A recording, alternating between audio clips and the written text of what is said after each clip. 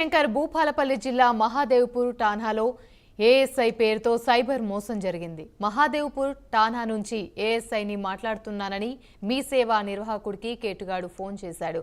Constable భార్య పరిస్థితి విషమంగా ఉందని హోంగార్డ్ ద్వారా 90,000 డబ్బు పంపిస్తున్నా తొందరగా మీరు నా ఖాతాకు ఆన్లైన్ ద్వారా డబ్బులు జమ చేయాలని చెప్పారు. దీంతో 90,000ను ఆన్లైన్ ద్వారా డబ్బులు జమ చేశారు.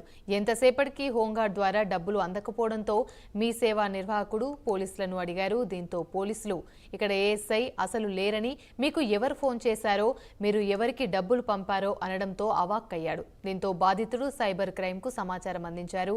దీనిపై కేసు నమోదు చేసుకున్నట్లుగా ఎస్ఐ పవన్ వెల్లడించారు.